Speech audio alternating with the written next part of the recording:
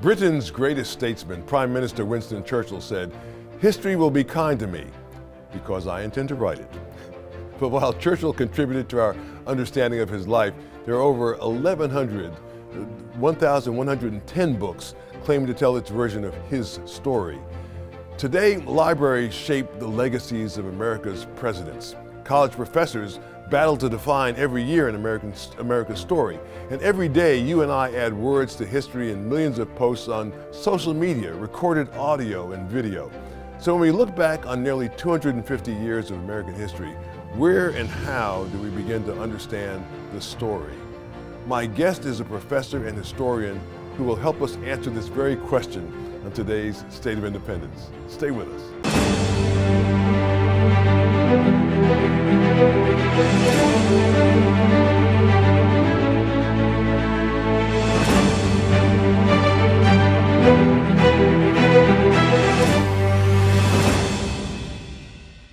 My guest tonight is Dr. Dan Spanjer, the principal of Veritas Academy, a classical Christian school. He holds a PhD in American Cultural History from the University at Albany, SUNY. But before you tune him out because he's spending too much time in his ivory tower with other pondering intellectuals, Dan grew up on a farm where he trained to be a mechanic. A very American story, isn't it? Dan, thanks for making time for this conversation. Did you ever think as a farm kid you'd earn a PhD? No, I had no sense of it. Did anybody in your family think that, that Dan is on his way no, to Dan being... was most likely to break things and then try to fix them again, such that they never worked. That was my MO at home. Yeah. No, and I loved being on the farm. I loved being mechanical with my hands. Got into aviation early, always wanted to fly. I thought that would be my career, but God sort of bent the road on me sort of in unpredictable ways. Well, you grew up in a Christian family. You grew up in a family where your dad was somebody who felt the call to do something about the fact that kids in a place like Harlem weren't being educated well. Yeah, that's right. And so that's amazing. I mean, here's a guy who's been a farmer most of his life and was in the military, in the Marines. Right. And then is working on his farm, and I'm sure making a plenty good living. Sure. With his family. And then, so how does he get the call to do that? I'm not really sure. My dad had a PhD in what we all call common sense. He was just a very practical man, but he was also a bit of a force. When he wanted to do something, he did it. And so when he got it in his mind that somehow God was calling him to the mission field, and I think when he was younger and he was saved, he always thought he'd be on the mission field, and then it just didn't work out there. We got into agriculture and flying, and he had to make a living, and so life went differently. But then at some point, and I remember when I was a kid, just this turn, he started listening to R.C. Sproul tapes, and he wanted us to go to church every Sunday, and I'm not really sure at the time what happened, but looking back, I think he just saw his life going without mission. I mean, he could make money, he could survive in agriculture, which was a good business back then in downstate New York, but there wasn't really a future in it, like, what does this matter for my family? What does this mean for the impact I'm having on the world? And so when my dad, like anything, when he switches hard. And so we went from a farming family that did that, 12, 13, 14 hours a day, to then doing ministry, to the same length of time. And his ministry was starting a school. No, it actually wasn't. His ministry, he wanted to create the mission field into the inner city in New York back before Giuliani, when sort of New York was really a tough field. And I remember we'd load us up in the back of this station wagon. He'd drive us down to, Harlem, which we were told later we should never have done, but we were, not very smart, so we didn't know, so off we went. And he would take us out, this little white family in the middle of Harlem, and he'd say to kids on the street, "Throw the football with me. And if you do that, you get to sit for 5 minutes and listen to me talk." And then he'd share the gospel with them, and then eventually started forming Bible studies in the different boroughs. So his real goal was really just missionary work in inner city New York. Yeah. But when he learned that some kids couldn't read, is that what spurred him to start a school? Yeah, we did that for about 4 years. And he'd bring them up to the country, and then we'd host probably 30 to 40 of them in our house in local homes, and then he'd teach them Bible, and then we'd do anything from skill training so he could help them get jobs. He thought that would be the way out for them. But then I remember very clearly, we're on the back porch with about 25 kids, and the leader, Jerry Jones, said, "Hey, could you read this, Romans chapter 5 to one of the kids?" The kid was 19 years old, and he said, I can't do it. And my mom and dad pulled us together, I think about a couple weeks later, and said, "We can't do this anymore. We're not helping these kids. We need to start a school." So right there on what was an old weaning pasture of my dad's farm, we threw up a 100-foot by 50-foot building. We got approval from the state of New York, and we started holding high school classes. So. I love this. This is like what it means to love your neighbor as you love yourself. Here's your father, this guy who he could have lived a comfortable life doing what he was doing, and yet instead he felt the call to love his neighbor like himself, to help people who he knew might be less fortunate than himself. And then it wasn't just a thing. I mean, he was genuine, obviously, about it and sincere. That's why you wouldn't start a school unless you felt that you really needed to start one. Right. And so here it is. It's in his heart to do this because he wants to. He actually loves these kids, and he feels terrible that they can't read. Yeah. What a wonderful, glorious, Christ-centered reason for starting a school. I mean, I just can't think of anything more wonderful than that, and more true to the gospel. Yeah. I mean, a lot of people think, well, being true to the gospel is I haven't missed a Sunday for 50 years. Right. And that's wonderful if you haven't. But then the question becomes who because of you has ever been changed, has come to Christ because of you? And did anybody see the love of Jesus in you? Were they changed by that? And here it is, your dad, this guy, who's a farmer and a military guy, does all this stuff. Right. And you could see just with you telling me, you could see the love of Jesus in your father, which is just wonderful. Obviously, it translated to you, which is... Some part of it did. Yeah. No, but your brother runs the school still. Right. Yeah, Chapel Schools in New York, he's still running it. He's changing it, he's trying to make it. My dad was never an educator, he wasn't an academic. My dad was just he had a college degree, but he wanted it in missiology. So he didn't really understand what to do with the school. My mom was trained in special ed, so she kind of had some idea, but we had to invent it all from scratch. So my brother went to seminary with me, Reformed Theological, so he had a bit of an academic background. He worked at the school ever since he graduated, so he had the long-term vision, I think, and the academic sort of ability to move the school to its next chapter, which is a little more academic, a little more down the line of what you want to see of a sort of modern high school. Yeah. And then you end up being principal. I mean, along with teaching in seminary, you end up being the principal of Veritas Academy, where your daughters go to school. Correct. Comes with its own trials, Joe. It's not always a cakewalk, but we're figuring it out. Yeah. Which is really odd because I wanted to go and fly. That was my passion. But I taught at the same time in a church, and my pastor said, I really think you have a gift for teaching. You ought to pursue that. And so I decided to leave the school working with my father and go on to Albany to get my PhD. And then took a job at LBC about 15 years ago, Lancaster Bible College, down to Pennsylvania. So that's what brought us down here. Yeah. That's awesome. That's awesome, and it's awesome that you're leading the academy as well as the principal. Well, that's the hard part to believe, Joe, because I got out of high school really wanting to go to college for the PhD. And thought I'd stay there, and then God called me back about 2 years ago into the high school arena again, and I remember calling my brother, and he was just dumbstruck. He's like, you left here, right. You had work at a high school, you left to come back to a high school, why didn't you stay with us? Right. So no hard feelings, I think he's gotten over it by now. Yeah. So you have a podcast, you're a student of history, as I am. You've studied the American presidents, and the like, and I'm a student of all this stuff too. What is it that what do you think most Americans, I think sadly many Americans are not well read, and I think sadly many Americans don't have a sense of our history as such. I mean, if you start talking too many presidents back, you lose people, know. And my younger brother, who's since passed away, was a really brilliant guy, and as a little boy, he had memorized all the presidents of the United States, and you could just ask him a number, and he'd tell you which president it was, and then all these facts about the president. You could say number 16. He said Abraham Lincoln, and he said, in office from 1861 to 1865, assassinated in April 1865. You just go on. He could recite all these facts. But what are we missing? What are Americans missing? Yeah, that's good. I'd say they're not well read, they're poorly read, right? I mean, I think a lot of people know history, but they know it from textbooks that are not written to be objective texts about history. They're social studies, which is really poor history in my mind to begin with. And then history has been popularized and democratized, right? So we tell it in all sorts of different ways and venues, but usually for political purposes or social purposes, or we've got cultural reasons why we want to tell the history the way we do. History is story, and so if you can craft the story so that it's meaningful, whatever that meaning is, people will buy it because they want something meaningful. But typically they've got a bias, right, that sets up what they're looking for. So they hear the story they want to hear, and then that's the only story they know. And I know teaching U.S. history at college level, I like to do these sort of, paradigm-breaking stories where I go, do you think this is why the American Revolution happened? Really? How about these 6 facts? That counters your entire story. And students usually come back to me and go, I thought I understood the American Revolution from high school. And I said, well, the last place, and I shouldn't say this anymore, the last place you want to go to learn about American history is high school. That's not true of Veritas Academy, by the way, Joe.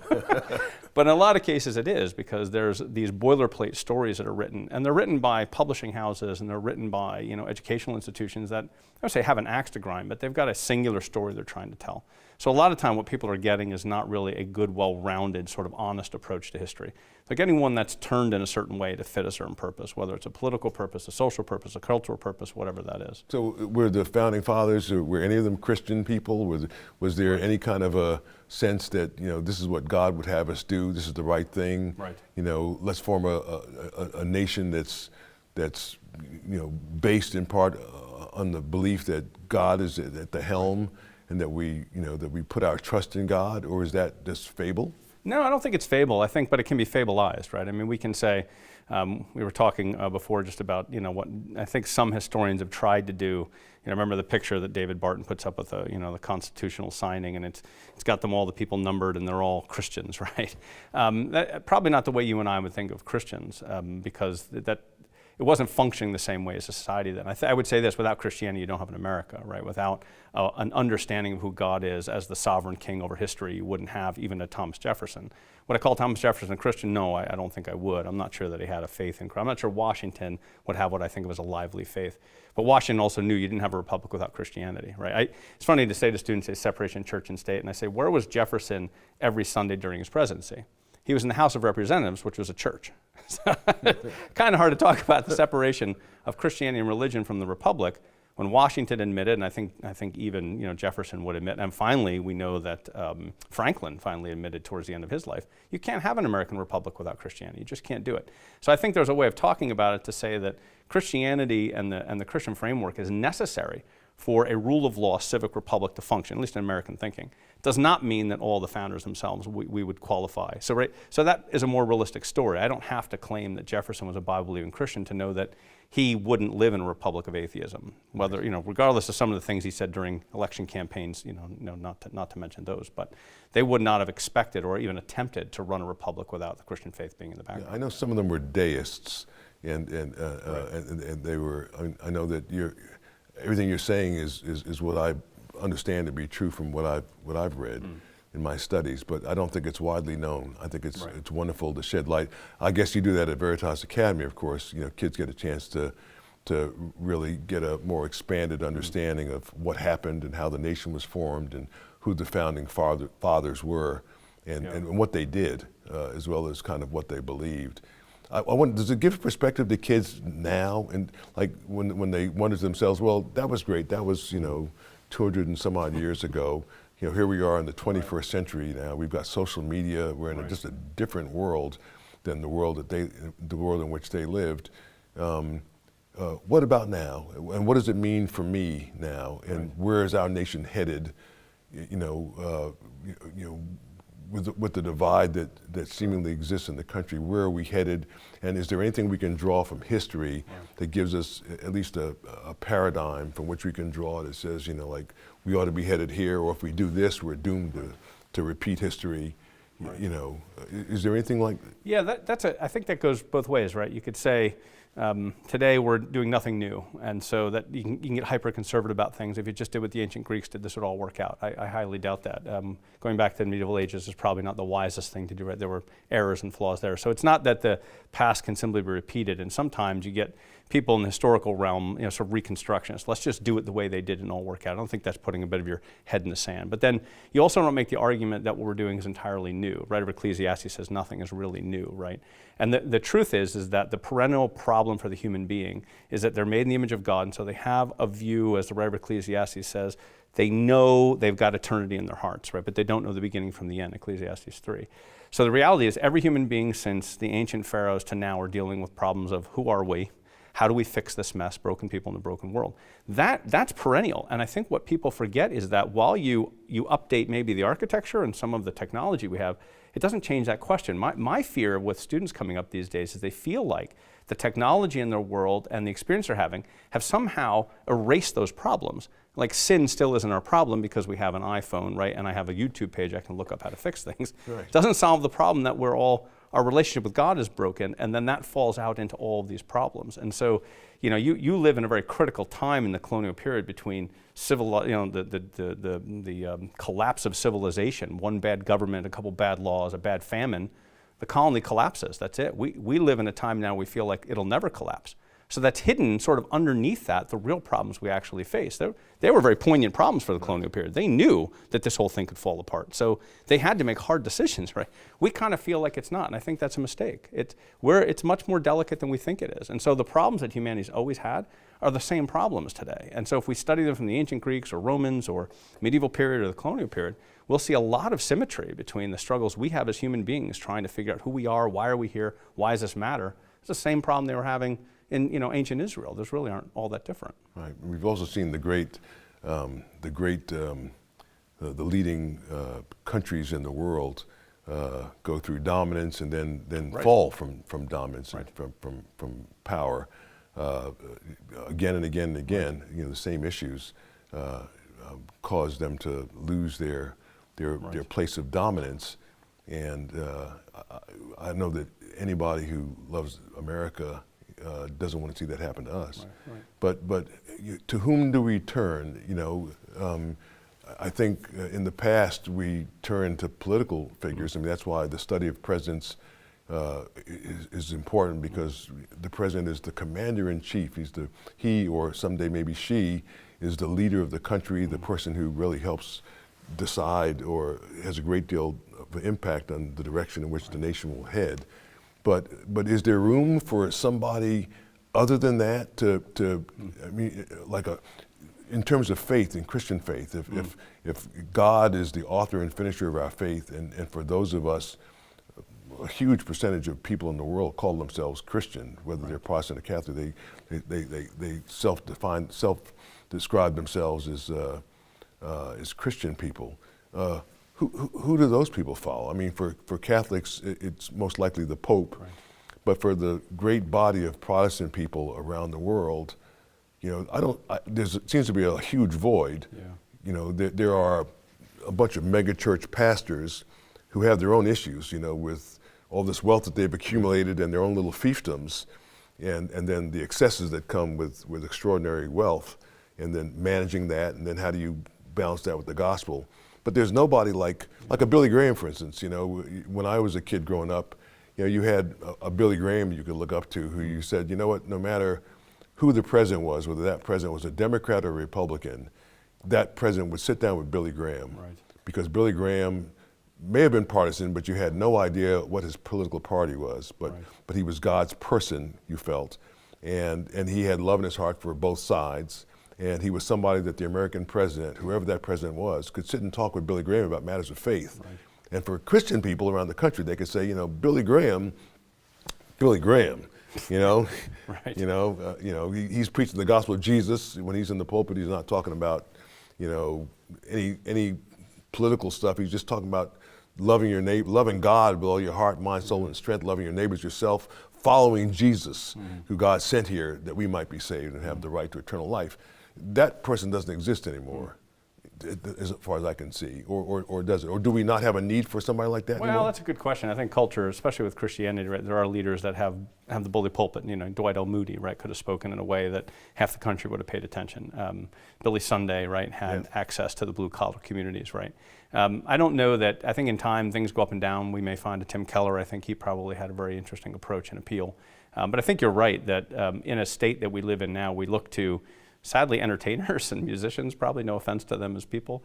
We look to politicians, but our trust in politicians is kind of low. I think the media is probably occupying that middle ground now, where their influence, whether or not they're the ones speaking, they're controlling the narrative, even online and social media. So I think it is hard that way. And I think what is true about the church, as always has been, is the church has always been, it's always been out of place, right? It's not always been a home here. And so when the church gets a spokesman, that's something that makes me nervous, right? Because the spokesman is now going to have to play the world's game. Billy Graham's an odd choice. I think you make a good point. I mean, he had ability to remain true to the gospel, but he got caught up in race issues, right? Didn't diversify quickly enough, and he got really into anti-communism. So anytime you do become a leader, right, that becomes a challenge. So I think as Christians, the work falls on us to, especially through the churches, right, to find our identity there, to find our purpose there, our meaning there, try to figure out who we are there. because we've then got to live in a world that's very opposed, like you say. And I think it's a very a loud voice that our culture has that's only countered in very small ways, sometimes by a single pastor or a ministry leader or even just a parent speaking into a person's life. But it's a challenge that way. Yeah. Well, my guest tonight is a historian, a podcaster, a professor, and a high school principal. We're talking about ways to improve our understanding of America's extraordinary story. We'll be right back after this quick break. Share what you've learned on today's program by first connecting with Joe directly on Facebook, Instagram, and Twitter. Get started at joewatkins.net. Without a universal textbook on American history, one we all agree on, we'll always be fighting over our version of the story. Political conservatives have our versions, progressives have theirs, racial and sexual politics add their own spin. But how can we get it right? Dan, what do you think? That's a great question, and I often tell students if you found 5 historians in a room, they'd have 7 different stories of America's past, right? They can't agree because partly history is a story, and because it's a story, you're having to connect information in a way that's not objectively true, right? I mean, if I can say that, Washington crossed the Delaware, but why did he do his whole story? I have a tough time answering. And the why is the thing that makes history most important. The facts are important, of course, but why did they do it? And why does it matter? And why did they go on and do this? That's what requires interpretation. So every historian's got to figure out how to get in there. And we got to do it in a way that doesn't do violence to the facts. Right. But we have to realize, too, that every historian's going to take this from a different angle. And right. It's not to say that there aren't stories that are more accurate, right, than others, and certainly that's an important part of this. But I also think we have to be aware of the tendency to say, I think if I get this right, I'm going to have the objectively true story of the past. Yeah. If you're starting to carve up motives and intentions and why people decide to do what they did. So it really requires, terribly enough, it requires wisdom. It doesn't, you're never going to get to kind of certainty where you can let your mind down and go, oh, now I know why the American Revolution happened. It's something that you constantly have to work out, right? We only have so much information. And the interpretations of that data is going to come from the insights I have, the experiences I have, the research I've done, which is going to differ from you and differ from, generations to come. So it's always going to be a challenge. Yeah, I suppose in time, the technology will exist for us to actually transport ourselves back in time, and then I'd welcome that. And then at least you could see it as it unfolded. When I was a younger person studying, actually after I got out of seminary, I used to buy old Time magazines and old Newsweek magazines and old Life magazines at garage sales. And why did I do that? Because I wanted to, I already had a sense of what the history books said, but I wanted to see how people perceived it in real time, in their own words, in the time when it was fresh, when it, before civil rights had happened, for instance, before civil rights became okay, in the 1950s when America was still grappling with what do we do with our race issue. I wanted to read the accounts of civil rights initiatives then to see how people were thinking, just to see the degree to which humans have changed in a matter of decades. And what was then politically correct, okay to say, in a matter of decades became not politically correct and not okay. So it was interesting to read it in the words of the time for me. I suppose if we ever gain the technology to be able to do that, it would make the job of historians much easier. That may be, but I think that the part of the difficulty of understanding the past is actually getting into the way they saw the world. And they would have seen different problems sometimes than we see, right? Because they were experiencing. I say to students, if you really want to understand, I use colonialism because I spend a lot of time in American history. It's really hard to understand colonial life unless you know what it's like that next year a famine could threaten the survival of your entire colony. So you come in with certain values and ideas you find so important. We care about dignity, right, and individual freedom. When I have a chance to talk about the founders, I'll ask students, what do you think Jefferson meant, right, by everyone has a right to pursue happiness? Well, in a modern sense, we're very interested in individual dignity and freedom, so happiness must mean I get to do what I want. That's not at all what they were thinking, right? They were thinking, if I do what I want, I could disintegrate the civil union that's required to run a society. Happiness for him meant you're doing what you ought to do, right? Not following tyranny, but actually following good law voluntarily. It may mean I don't feel happy about it, but it's happy to do what I'm fit to do, which is to belong to a good society. So I think what even happens when we get too much like diaries and those kind of things and figured now we've really got a beat on history. Part of the mistake there is we start to take their words and we reinterpret it by our modern frameworks and ask, what's the real problem that they're dealing with in the 1770s that they're trying to answer? Because that's not the problem I'm trying to answer. And I have to give them graciousness to hear them and try to figure out what it was like to be in that society at that time, so I can start to make sense out of the data I'm seeing. So I love the time travel model, Joe. I'm with you. Once it happens, you and I will go back together. I'll have a ball. But I do fear that sometimes we think if I've got the actual fact, I've got the history. You've got to go the extra step and say, how do I actually think the way? And then I've got to be generous and say, I don't know what it's like to suffer through that. I tell students, we talk about communism in Southeast Asia. If you lived as a peasant with no chance, right, ever of advance economically, would you see communism differently? Right? We see it from the comfort of a middle-class lifestyle. That's not what they're dealing with, right? It doesn't mean it's right or wrong. It just means you have to get inside that environment to really understand what the struggles are. Yeah. Well, this has been a really helpful conversation tonight. I think so many people are intimidated by American history because we don't want to go deep into a subject and get it wrong. But this has been such a useful discussion. We'll be right back with our great producer, Jeff Coleman, for closing thoughts. You're watching Joe Watkins' State of Independence on Lighthouse TV. Positively different. Share your comments about today's program in the comment box at joewatkins.org.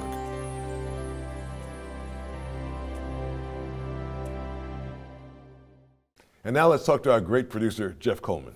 Well, history is a story of people, and I think if there's anything that came through this, it's in our life now, without an understanding of who my parents are, what their parents did, understanding the time, the decisions they make. Hey Mom, why did you name me? Why did you go here? When did you meet Dad? And then we're trying to interpret history. You have political figures, people on all the big networks and cable news saying, this is the definitive answer on what they were doing before World War II or in Vietnam. It's just wrong. Yeah. And so the challenge I thought that Dan eloquently expressed again and again was that we have to look at this from as many angles as we possibly can. In the end, it shouldn't cripple us from making a judgment, but that judgment should be tempered by some humility and grace, that these were people experiencing pressures, reflecting the pressures of their time.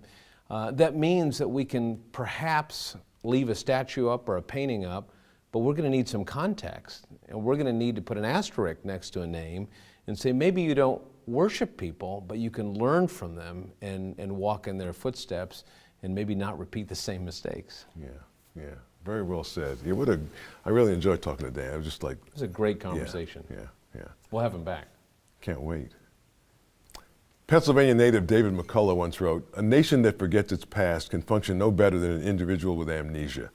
History is worth the investment of time and intellectual rigor because it's in the history of our families and our nation where we can see God at work, guiding, overruling, deciding, the details, big and small, the hand of providence indeed."